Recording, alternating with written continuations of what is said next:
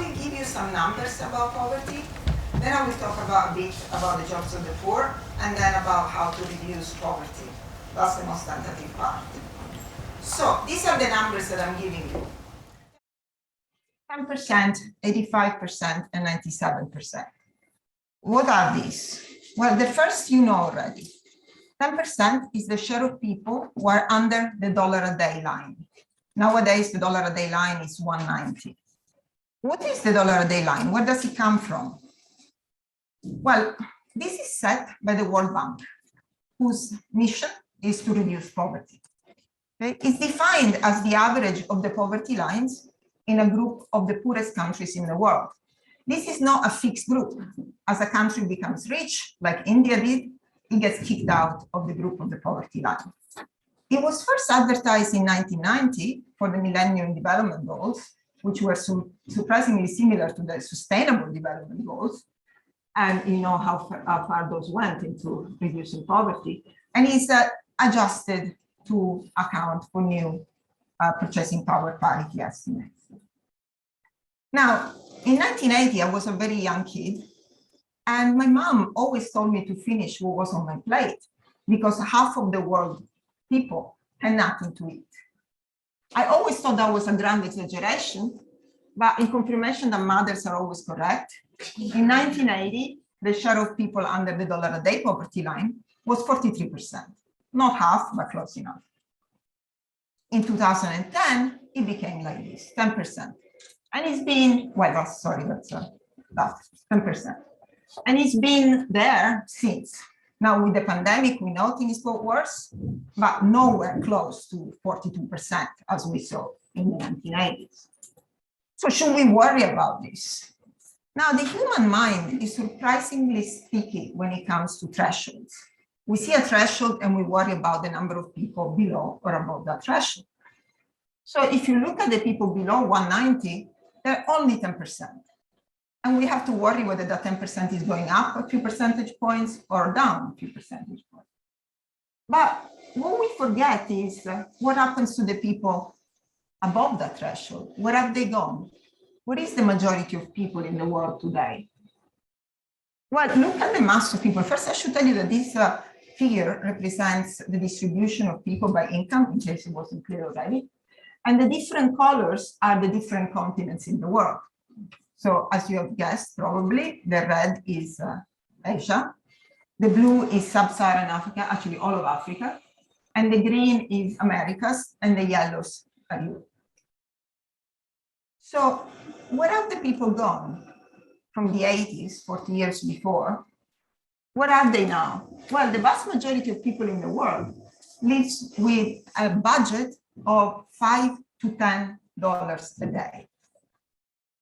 Is that poverty reduction? Can we, by looking at this figure, honestly say that there is no more poverty in the world? Now, that's the 85% number.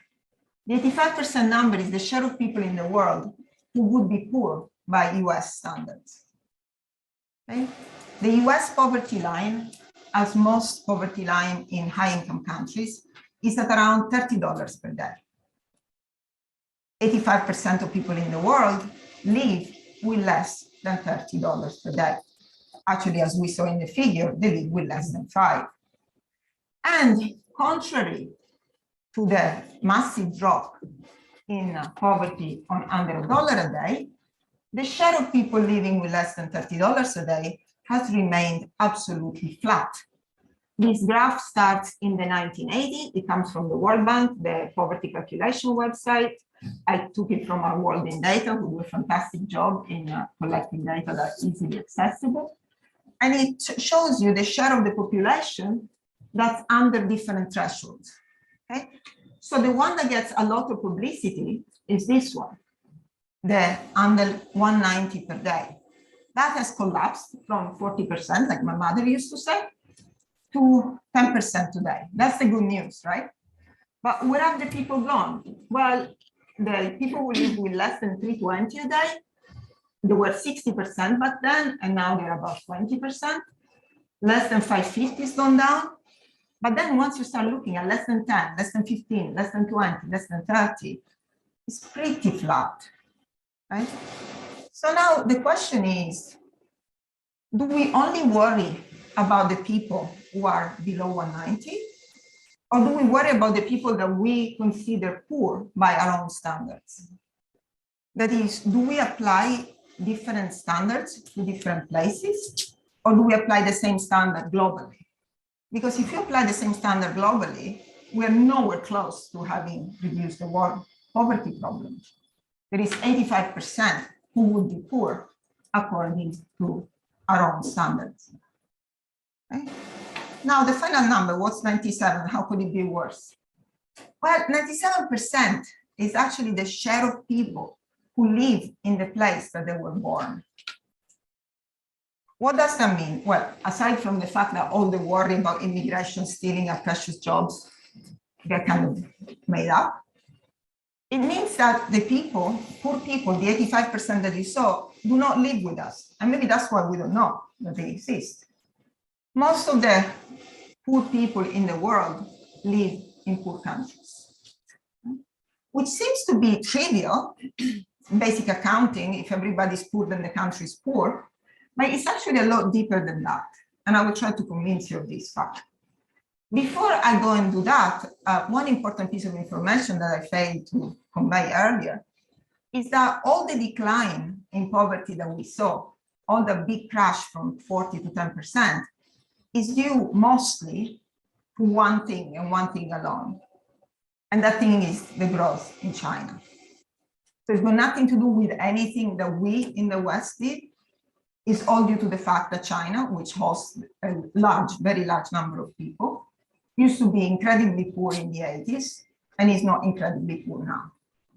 Right? So back to the link between poverty of a country and poverty of the people who live in that country. Think of these stupid questions that I'm asking for a second. If the whole operation of Apple were to move to South Sudan, if Apple were to incorporate in South Sudan, more than trebling the GDP of South Sudan for sure, would poverty in South Sudan fall? So if South Sudan becomes a rich country by GDP alone, would there be less poor? Currently, the poverty rate in South Sudan, even by the 190 line, is 70%. Right? So even by taking the strongest line. Vice versa, if we all were to give $2 a day, for us $2 a day is basically nothing. If we were to give them to each person in South Sudan, right, thereby by definition eliminating poverty in South Sudan, would the GDP of South Sudan increase? Well, let's see a bit about economics. I want to show you two extreme cases of how an economy can work. The first case is the subsistence economy. This is where we were for most of human history. Okay?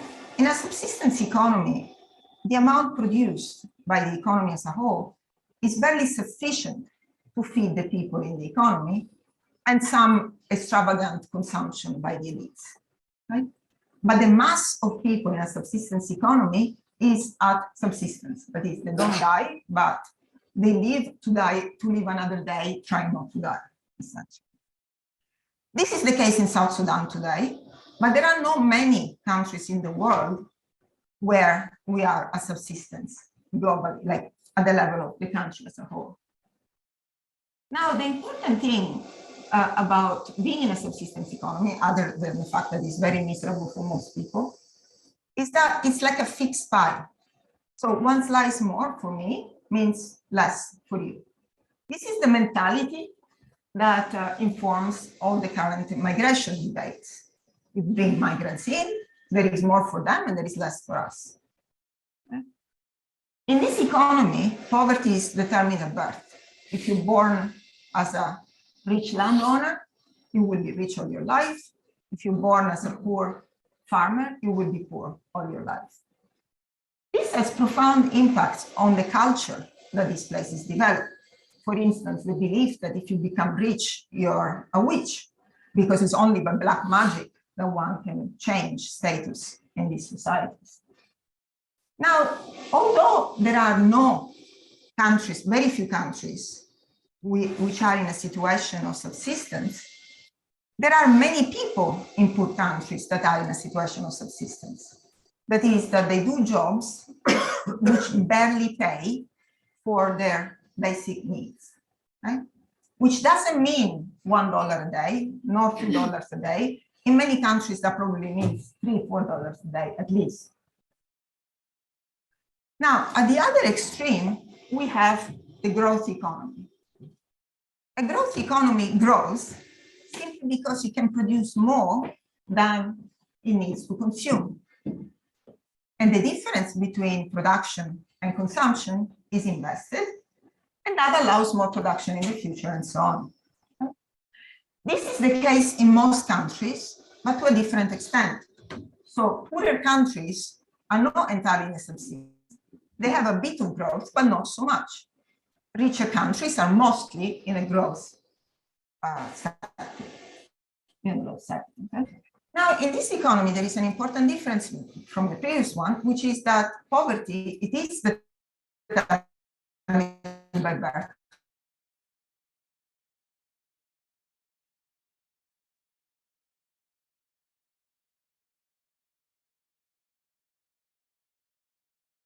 Very important, because the more is birth, the less you will exploit the talent that's in the population, the less you will exploit the potential that people have. Right? So let's go to the questions, the stupid questions I asked before. If Apple moves to South Sudan, will poverty in South Sudan fall? Well, it greatly depends, right? It depends on which workers Apple hires, whether all the workers come from the US and they move to South Sudan just to work for Apple, or whether they work from home, from China, or whether they hire locals, whether they train them, whether they build schools for the kids of the locals, whether they build hospitals, whether they help building infrastructure in general. Okay? So having a company, it can increase GDP on paper, but it will not reduce poverty unless that is the economy, so the company is embedded in the economy and uses local talent. The second question was equally stupid, but it's often by asking stupid questions that we make progress. If we were each to give $2 a day to every person in South Sudan, will GDP rise? Well, that depends what they do with the $2 a day. I guess they will want to eat first and foremost, but if they eat the entire $2, it will have a subsistence economy, which is a bit better fed. Okay? If they invest it, if they manage to invest part of it in the education of their children, in buying maybe a plot of land, in being able to cultivate and produce more every day or every year than they could before, then yes, GDP will increase. If not, you will just have a mechanical reduction in poverty without a change in the productive ability of the economy. Now, this data requires a bit of explanation. These are data on labor force participation, so engagement in productive activities, by people at different quintile of income across the whole distribution of income in the world. Right? So places like South Sudan would be at the extreme left of that chart, and places like Sweden would be at the extreme right. This data set for the academics in the audience is a new data set that we put together with ICA of jobs in the world. It's constructed by harmonizing all the ICOMs and the VHSs that are out there so that you can cover the entire world and know things about labor force participation, type of jobs, and basically basic labor market outcomes. Okay? The difference between the two panels is that on the left panel, you have every type of productive activities, regardless of whether it's paid or not. And the reason why that's important is that in most countries in the world, in the poorer countries in the world, a lot of work is not paid. Why? Because you cultivate your own food for consumption, because you sew your own clothes, you do a lot of things that you need in your own household. So this doesn't go through the market, so it's not counted in GDP, and it doesn't result in an income. So if you use all type of work, you see that the poorest, which are the red lines, do a lot more work than the rich in poor countries. And then it flips. If you look at paid work, which is employment, yeah, work for which you get a wage or you sell your product and you get a revenue, you see that the lines are flipped. The richer people in each country are more likely to have paid work. Notice also that the paid work tend to converge as countries develop. There is very few people in Sweden who are employed and not paid, well, except half of the population of housewives who are working very hard and never make it to either of these statistics, by the way. But you see that the lines are inverted. And for a long range of GDP, till about 10 log points, which is very intuitive, is richer than Brazil, 10 log points. You see that the very poorest, that is the thick red line, is completely flat. So the very poorest people start participating in the market economy and getting paid for their work, roughly when a country becomes richer than Brazil. Right? Oriana, yeah. Just for clarification, on the vertical axis, it's the share of the population. Yeah. Now, all of this seems very remote from us, but subsistence self-employment is really on the rise in high-income countries too. This graph I borrowed from the Deaton Review of Inequalities, which is being published currently by the IFS. I wrote a chapter for that, but it's not this one. This is written by Giulia Giupponi and Steve Mecci, and it's about inequality in jobs. And these numbers are the percentage points growth in self-employment, solo self-employment. So these are the Uber drivers of the world, right? These are the maids who work on contract, all formal contract workers via agency that have no guarantee of employment, but they have to be there every day. So this is increasing a lot in all OECD countries. We are in a way going back to the structure of labor markets, which is more common to low-income countries. And that's the time for my favorite slide, just because of the picture. Time and space. In a way, if you look at the economic structure of poor countries today, it resembles that of rich countries in the past on 3 dimensions, which I'm going to discuss. But in 1 dimension, it's going to be very, very different, which is the fact that when England was very poor, there was no England that was richer than them. Nowadays, low-income countries are in a world where there is Sweden, where there is the US, where there is England, and this is good or bad in many ways. So the well-known difference between rich and poor countries is the sector of occupation. Structural change, we all know. People used to work a lot in agriculture, now not so much. There's 2 more things, and that's where the jobs and firms really come to the fore of the problem. The first is the switch from self-employment to wage employment, right? So people used to work on their own. Even if not for the household, when markets emerge, people start specializing in some trades. So people good at hair cutting would open hairdressing salons, but they would still be self-employed. They wouldn't have a regular job and a regular wage they could count on. And that is in the figure there, is the log of GDP per capita on the horizontal axis, and the share of people who have a regular job, who will count a regular job today. Okay? So you see it increases very rapidly with GDP. Now, this creates a lot of value. Why is that? Because firms facilitate the coordination of people with different skills to work for a common goal. So there is a lot of leveraging inside a firm. And why can the market do that? Well, the market cannot do that because you cannot contract absolutely everything. Okay? This is the famous theory by Ronald Coase, which doesn't come from me. But you can do in a firm a lot more relational contracts than you can do in a market. And that is the key difference between rich and poor countries today. If you look at the jobs of the poor in poor countries, they're mostly self-employed.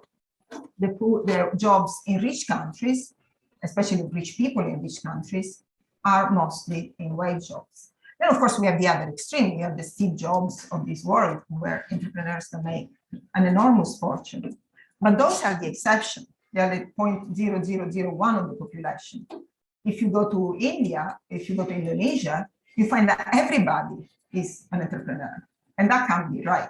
Because if everybody is an entrepreneur, there are no firms, because nobody hires anybody else. Now, this comes from a project that I'm working on currently, which is something that we noted when we were putting together the data, which is the fact that when the more firms you have and the bigger the firms become, the more there is diversification of jobs.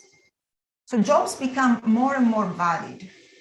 Like if you're in a subsistence economy, your only choice is to be a farmer, right? As the economy grows, there is job variety, but job variety becomes really, really big once you have firms. And within firms, jobs become more and more specialized, and tasks get divided into smaller and smaller pieces. Now, why this is important? This is important because people are good at certain things, right? There is people who are good at maths and they are hopeless at writing. People who are fantastic writer and they're hopeless at directions. People who are hopeless at everything, like me. But allocating talent to the right jobs is one essential way in which we can improve economic performance. Now, as always, the poor go last. These graphs have the same color coding as the previous ones to not to confuse people too much. And on the left-hand panel, we have the self-employed, and on the right-hand panel, we have the employees. And again, the red are the poor, and the blue are the rich, and the guys in the middle, they're quintiles, so there are 5 lines per graph. And you see that the poor are more likely to be self-employed everywhere, and the rich are more likely to be employees everywhere. They tend to converge in richer countries because there are very few self-employed in richer countries, but the poor are the last ones to benefit. And just to include more distortions in a system that already seems pretty distorted, if you break this by gender, which I haven't done in order not to tax your color coding skills, the poorest men do better than the richest women, in the sense they get access to wage jobs before than the richer women do. Okay, poverty in economics. Now I've put jobs at the center. Sorry? How long do I have? So you have in total 21 minutes. Okay, great. So I put jobs at the center being all sorts of original, but it's not original at all, right? The first book in economics that was ever written, this is the first paragraph, right? So how well a nation can do depends on how they use their labor, right? It depends on how many people work vis-a-vis how many people are dependent. And it depends on the skill, dexterity, and judgment with which its labor is generally applied. And this is misallocation 300 years ago. So Adam Smith knew that it was all about the allocation of labor. So what progress have we made in the meantime? Well, let's see. The question is, can we leave this to the market? So standard thing about economists is that we're supposed to say yes. And we're supposed to say yes based on this paper published in 1954 in Econometrica, which is a fantastic journal by all means. It started with this, which is interpreted as the competitive equilibrium exists, is unique and is efficient, right? Actually, that's not what the paper says. The paper tells you under which conditions the the competitive equilibrium exists, is unique and is efficient. And these are and that's what the best models do. Right? They don't tell you what's right and what's wrong. They tell you the conditions under which something happens or not. And if you read these conditions, you see that it's pretty high stakes. So you need no externalities at all. My consumption only affects me and not you. There is no pollution. There is no asymmetric information. So when you go borrow money from a bank saying, yes, I have this fantastic investment idea, the bank believes you, and because they can see what you're doing with the money. There are no lumpy investments. So you can go to school 5 years or 1 year, and the 1 year will be worth exactly 1/5 of the 5 year, even though you get no degree, no piece of paper, nothing to show that you've been to school. Any one of these taken alone is enough to rule out competitive markets leading to an efficient equilibrium, right? This is very important because we want to make a distinction between markets being bad, being immoral, in some way, and actually not being competitive markets at all. The problem is not that the markets lead to bad outcomes. The problem is that the markets, the competitive markets that economists know will lead to an efficient solution, basically do not exist. Okay? And that's a very different problem. Markets exist, but we have to understand that because none of these conditions is ever met in reality, they cannot be as efficient as is supposed to be. So why is this important for poverty? Well, if we believe in perfect markets, we do not have to worry at all about the jobs of the poor, because perfect markets will give everybody the job at which they're best. Maybe somebody else will profit from it, but there will be no misallocation because the price will settle to a level where everybody does what they're best at doing. Everybody has the same opportunities. Difference in income then are due to immutable traits. So if I earn less than you, it's because my skills, whatever they might be, are less valued by the market. Okay? So everything depends on the traits that we are born with. It doesn't depend on luck. It doesn't depend on the money that we're born with. Okay? So that also means that if you're very smart and very poor, you're going to become rich really, really quickly. And the same should be true to countries. Right? Countries that are poor today, they have the same fundamentals as the rich countries that will have to grow very, very fast. Okay? That is the view that allows you not to worry about which jobs the poor are doing and whether jobs are allocated fairly. There is the alternative view, which, given the list of conditions, is more likely to apply, which is that of imperfect markets. In that world, opportunities depend on the wealth that you're born with, and two identical individuals with identical skills and identical talent, identical potential, identical everything but difference in wealth at birth will end up very differently in a very precise way. That is, the poor will stay poor, no matter what. This is what we call a poverty trap. This is the program that Adnan was talking about this morning, the Ultra Poor Graduation Program that Abhijit has worked a lot on as well, and many people know. And for those of you who don't know, apologies for the repetition for those who have heard me going on about this for many times. This is a very simple program. It takes the poorest of the poor. These are women who are sole earners or main earners in the poorest villages of Bangladesh. It doesn't get any worse than that. What they do is that they work as casual workers, which means that whenever there is somebody who needs somebody to wash their clothes, they go and wash their clothes. Or when there is somebody who needs a field to be weeded, they go and weed.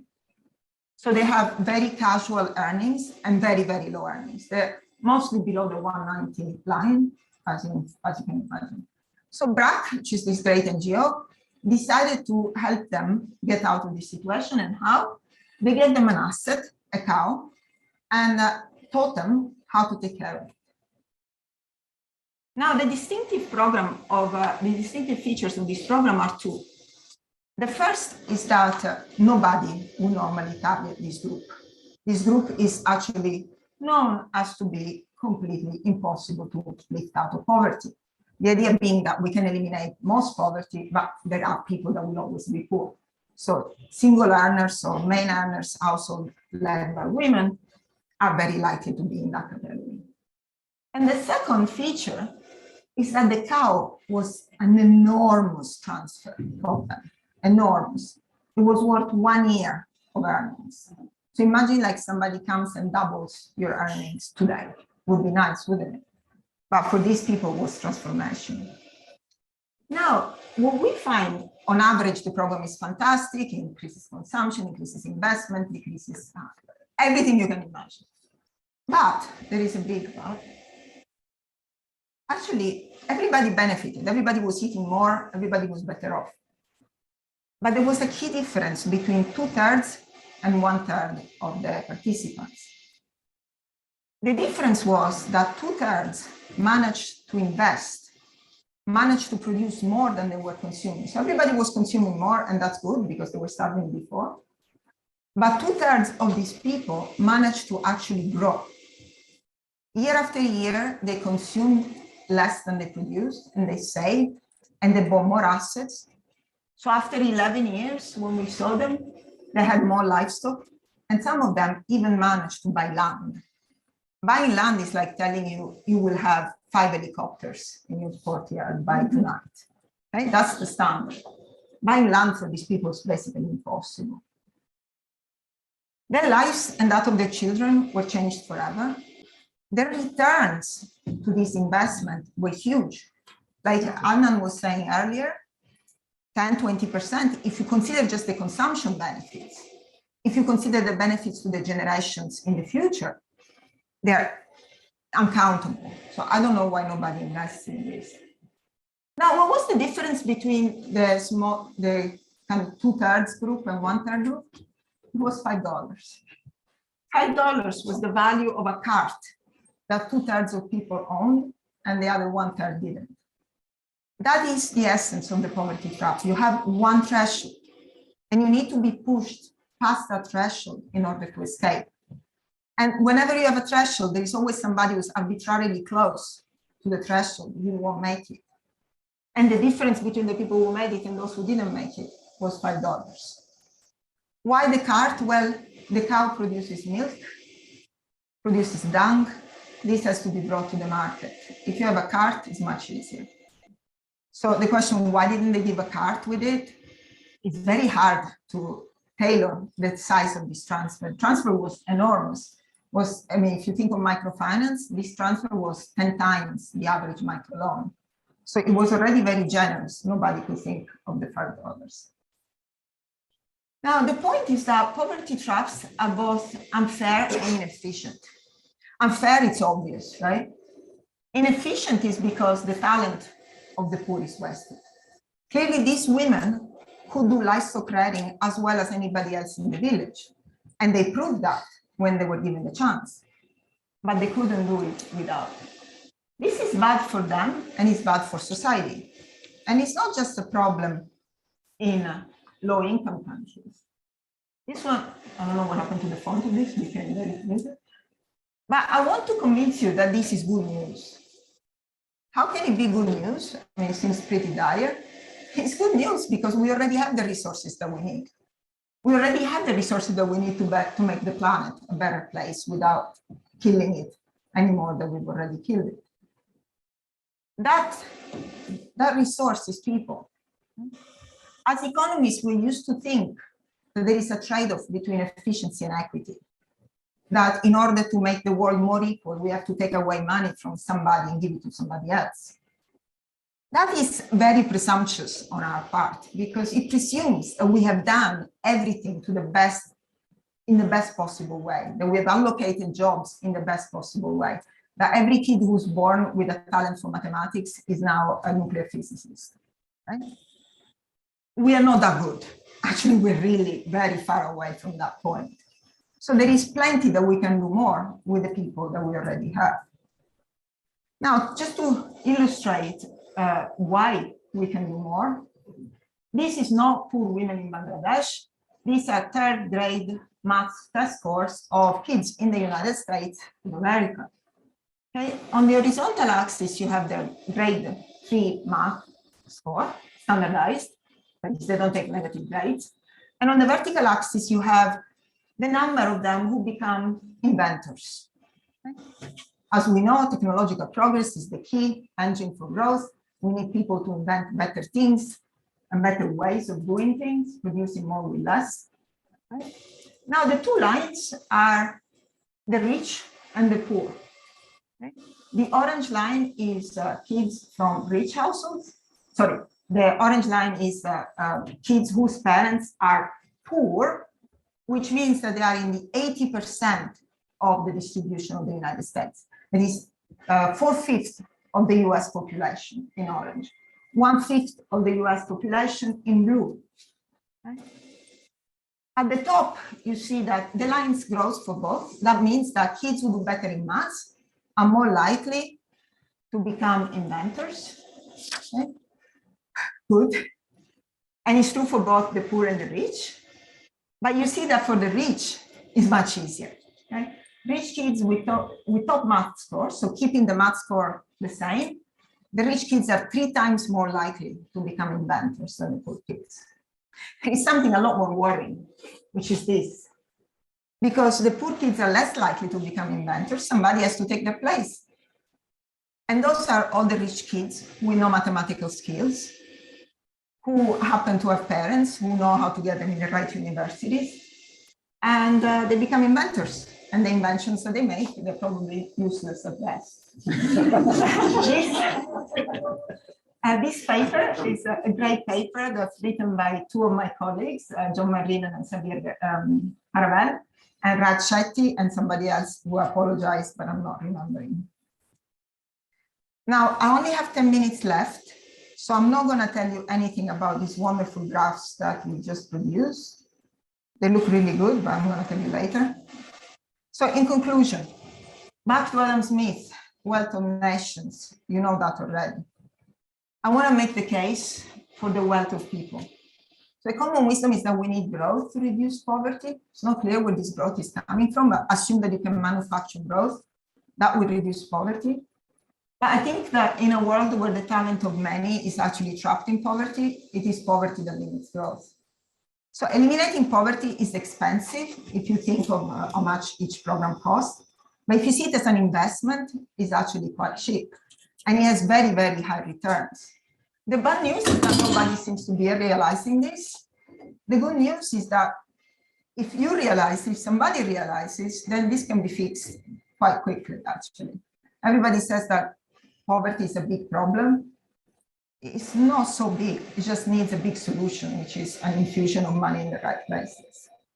And even though nobody asked questions, I leave time for questions now.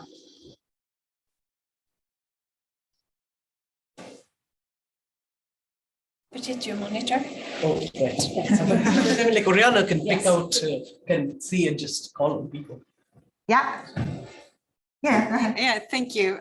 Susanna Gabel at SIDA. I'm a Swedish version of Adnan.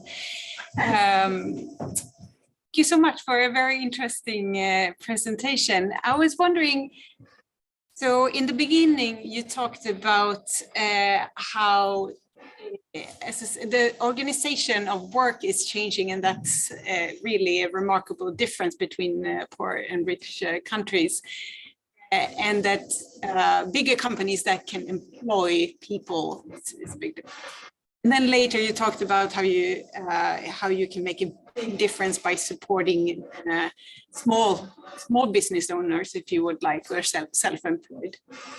In terms of how we can best support poverty reduction, how could you talk a little bit about that balance of supporting small business or supporting bigger businesses? So, if you look at the impact evaluation of programs that are meant to support small businesses, they're a dismal failure. Nothing seems to work. And you know why? Because most people who run a business do not want to run a business. Most people who run a business would like a job instead. And there have been very interesting experiments done recently where you actually offer people jobs and they all flock to the job. There's almost an unlimited supply of people who would like to have a fixed job. Because running a business requires a particular type of people, right? So I don't think we should support small businesses in the sense of trying to make every small business grow, because that's impossible, because business needs workers. But we need support to businesses who can be successful. And how you identify those, that's quite difficult. But the support, we shouldn't aim to the average business. We should aim to the top 10% of business that can be successful and who can end up hiring people and creating jobs in the economy. Yeah. Beautiful presentation, and I was fascinated by one point that you made, that what is created by self-employed people often doesn't come up in aggregate measures like GDP. Absolutely. And I was wondering whether one way to bring closer research to policy and convince policymakers to address some of the points that you made here is actually to open up the black box of GDP measures and improve the mapping from, for example, survey-based measures to GDP, and therefore somehow manage to incorporate everything that is created by self-employed people to GDP measures, so that there is a one-to-one No, that's relationship absolutely between- essential. It's essential, especially to value the contribution of women to the economy, because all the work that women do at home is never computed into any measures of GDP or labor force participation. But these are measurement issues which are key in order to monitor what's going on and to compare like with like. But in order to explain the difference in standard of living across countries, you know, the productivity, the GDP per capita of the US is 65,000. GDP per capita of Kenya is 5,000, unless there is an informal economy in Kenya that's worth $60,000, which I think we would see it if there were. It doesn't explain that difference. But I completely agree with you that consistent measurements is of first order importance. It's two different answers. You can't explain the differences that we see, but it's very important to value. So, I mean, keeping in spirit of like the truly big picture nature of this presentation, I mean, you're making the case for big push around finance and and asset transfers, consumption transfer. If you had to think of prioritizing some version of the lack of finance versus non-financial frictions, so things in labor markets that workers don't manage to allocate, or in land markets or credit, or various topics, much of which you've worked on. If someone had to choose that, okay, this is the one sector that I'm going to do 10 years of work on, what would be, even by the scale of, say, Swedish aid, which is a small part of a very large. So I think the problem that we have with aid is that it's very fragmented. I think that we tend to give a little to many different causes. And if you have poverty traps, that's going to have no effect whatsoever, because it's going to move people a bit up, they're going to be better off for a while, and they're going to slide back. So I think what first and foremost funds should be devoted to is to identify where a difference can be made. And I don't think I can say more labor markets, more financial markets. I think it's more funds have to flow to enable people to show their talent. So if I have to pick one thing, I would say schools, education. But an education system, not that just teaches you how to add and subtract, but that teaches you, that allows to select people and understand what their skills are, tell them what their skills are, that most people don't know, so that they can get in the right job.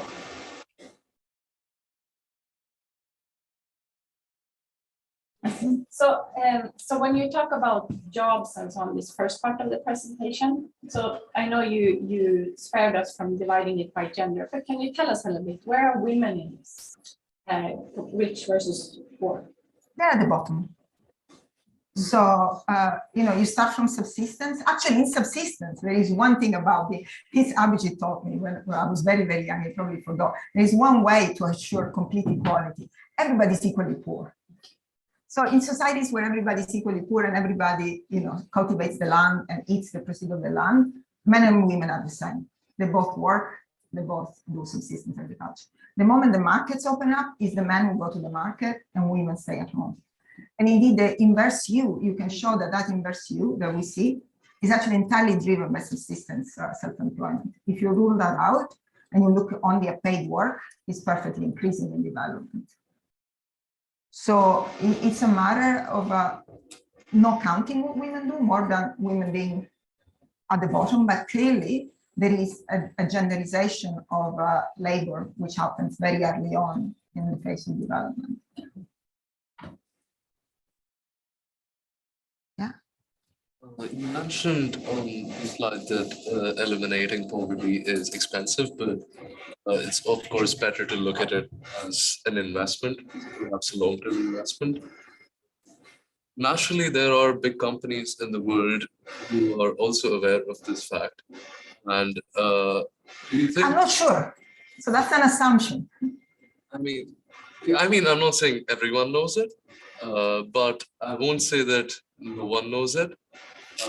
But if it is a long-term investment, then what sort of qualitative factors, if they have been researched on, if you know already, sort of come into play when these decisions are being made by companies? Is it like the attitude of the people, or perception, or biases, or is it sort of coming down to how they want to I think that's why expand their own- it's great that we have forums like this one.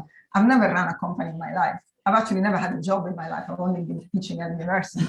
So I think that people in the back there would be able to answer that question a lot better than I can. I think we're. Come in, last question. Okay. So I just want to make one more point in answer to you, but yeah. I just wanted to ask about what the sense is about the scalability of things like this, because to me it seems like one of the scarce resources worldwide are good institutions. So if we took, is it really that just the money that could flow to these types of programs is the constraint, or is it also that if you want to scale them properly, that you would need much better institutions that some of these countries have in place? Thinking about, yeah. So two things. First, you have to understand that what we can do with individual level experiments is constrained by the locality, right? So these women went from being maids to raising livestock.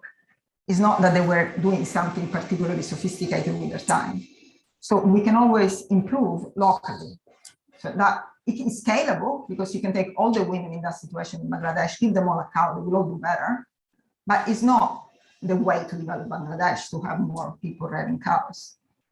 So the question is systemic intervention that actually upgrade the labor force as a whole.